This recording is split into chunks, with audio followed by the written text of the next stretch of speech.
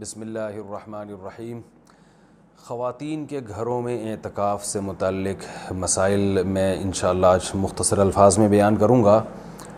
کیونکہ رمضان 1441 ہجری اور مئی 2020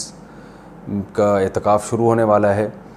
تو خیال ہوا کہ اس بارے میں کچھ اہم مسائل بیان کر دیے جائیں۔ سب سے پہلے تو یہ بڑا اختلافی مسئلہ چلتا ہے کہ خواتین کے لیے گھر میں اعتکاف کرنا جائز بھی ہے یا نہیں ہے، تو اس اختلاف کو بھی میں بہت ہی مختصر انداز میں بیان کروں گا۔ بہت سے فقہا کے نزدیک خواتین کے لیے گھر میں اعتکاف جائز نہیں ہے، اور ان کی دلیل قرآن کی یہ آیت ہے وَأَنْتُمْ عَاكِفُونَ فِي الْمَسَاجِدِ،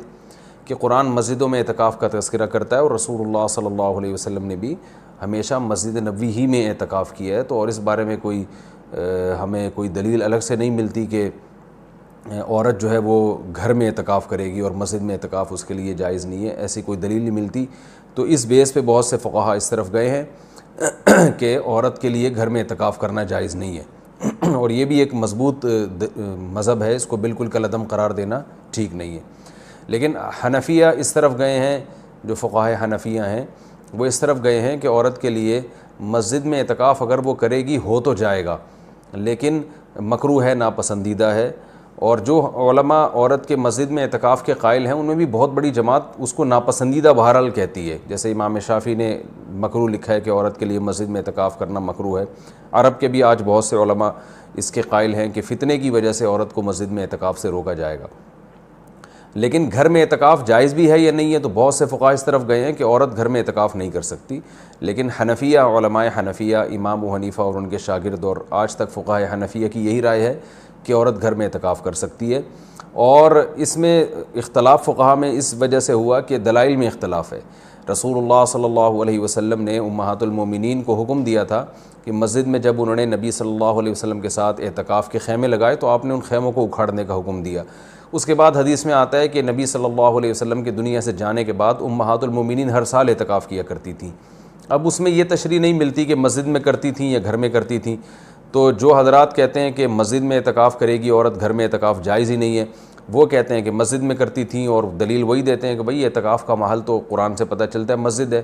اور جو علماء جیسے حنفی فقہا وہ اس طرف گئے ہیں کہ نہیں وہ گھر میں کرتی تھیں، ان کی دلیل یہ ہے کہ نبی صلی اللہ علیہ وسلم نے جب مسجد میں ان کے خیمے اکھاڑ دیے تو اس بات پھر یہ بعید ہے کہ وہ مسجد میں اعتکاف کرتی ہوں، کیونکہ مسجد میں بیٹھنے کو نبی نے ناپسند کیا تھا۔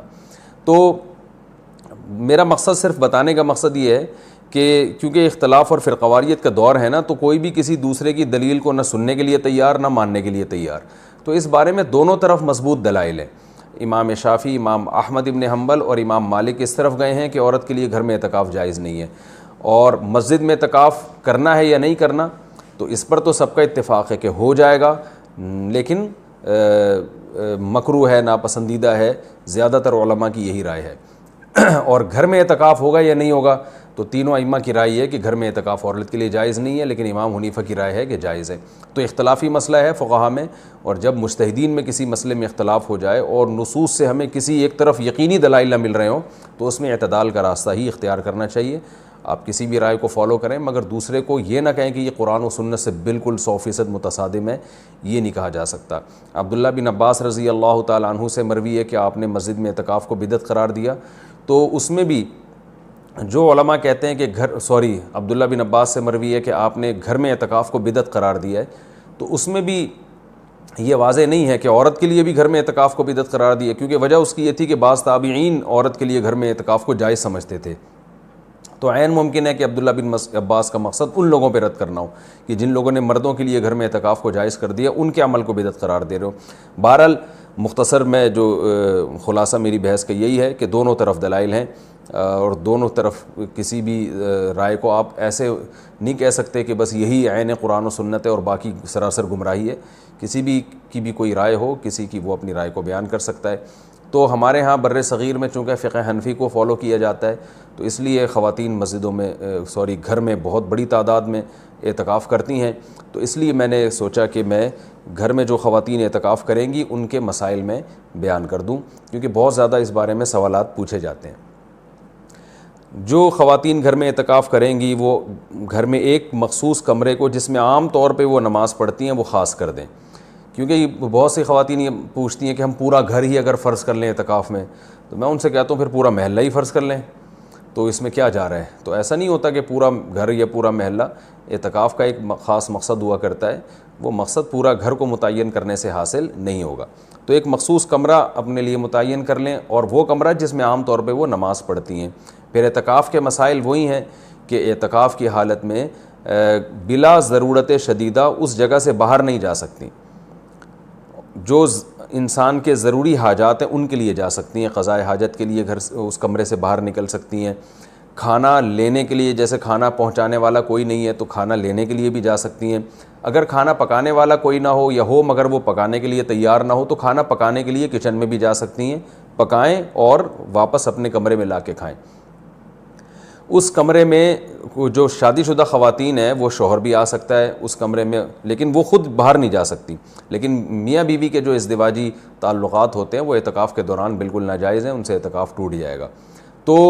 اور بھی کوئی محرم رشتہ دار وہ اس کمرے میں ان سے آ کے ملاقات کر سکتے ہیں، بات چیت کر سکتے ہیں، لیکن وہ بلا ضرورت شدیدہ اس کمرے سے باہر نہیں جا سکتی، کمرے میں رہنا پڑے گا ان کو، اور اس میں وہ بات چیت بھی کر سکتی ہیں، اپنا کوئی دنیا کا کام بھی کر سکتی ہیں، کوئی سلائی کڑھائی بھی کر سکتی ہیں۔ اور اصل میں اعتکاف نام ہوتا ہے اپنے آپ کو باؤنڈ کر لینے کا، تو اللہ کے لیے آپ نے اپنے آپ کو باؤنڈ کر لیا ہے۔ اصل حکم تو یہی ہے کہ مسجدوں میں باؤنڈ کیا جائے، لیکن میں نے بتایا کہ اختلافی مسئلہ ہے، اس میں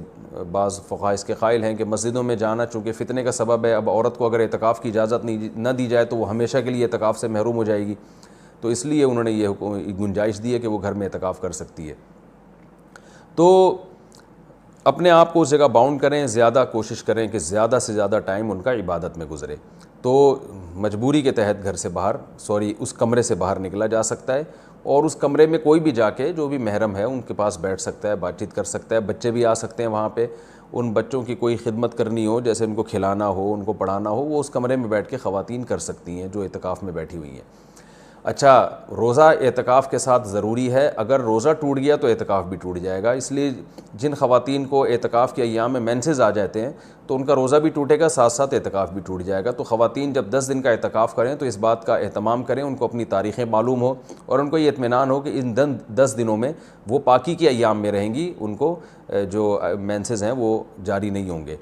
تو اس بات کا پہلے اہتمام کریں۔ جن خواتین کا یہ خیال ہے کہ ان کو مینسز آ سکتے ہیں وہ اعتکاف میں نہ بیٹھیں یا نفلی اعتکاف کر لیں۔ تو سنت اعتکاف کے لیے طہارت بھی شرط ہے، کیونکہ اس میں روزہ ضروری ہے سنت اعتکاف کے لیے، اور خوشبو کا استعمال کر سکتی ہیں اس دوران، اور جو ہے وہ کسی عالم کے بیان سن سکتی ہیں، کوئی دینی کلاسز لے سکتی ہیں، اور اس میں جو ہے وہ فون پہ بات کر سکتی ہیں، تو یہ تمام چیزیں جائز ہیں۔ لیکن اعتکاف کا پورا مقصد جبھی حاصل ہوگا جب عبادت زیادہ سے زیادہ کی جائے، لہذا خواتین جو بھی گھر میں اعتکاف کریں گی ان کو اپنا پوری ترتیب اور شیڈول بنانا چاہیے، صبح و شام کی تسبیحات، تلاوت، اور زیادہ سے زیادہ عبادت، اور لیلۃ القدر کا حصول، اور گناہوں سے توبہ۔ رمضان کا جو مقصد ہے، اعتکاف کا جو بنیادی مقصد ہے وہ کیا ہے کہ آپ کی حالت چینج ہو جائے، آپ کو گناہوں سے توبہ کی توفیق مل جائے، تو یہ سب کام کا اہتمام کرنا چاہیے۔ اور مرد جو مسجد میں اعتکاف میں بیٹھیں گے ان کے بھی وہی مسائل ہیں جو خواتین کے ہیں کہ مسجد سے باہر نہیں وہ جا سکتے، مسجد کے اندر رہ کے جو بھی جائز کام ہے وہ کر سکتے ہیں، اس میں اگر کوئی اپنی پڑھائی کرنا چاہیں تو پڑھائی بھی کر سکتے ہیں، اس میں اصل تو یہ ہے کہ عبادت کریں جس کے لیے آپ بیٹھیں یہاں پہ، لیکن جائز کام جتنے بھی ہیں جو مسجد کے آداب کے خلاف نہ ہوں وہ بھی اعتکاف میں کیے جا سکتے ہیں، اس میں کوئی حرج نہیں ہے۔ اللہ تعالیٰ سے دعا ہے کہ اللہ تعالیٰ ہم سب کو سمجھنے کی، عمل کرنے کی توفیق عطا فرمائے۔ وما علینا الا البلاغ۔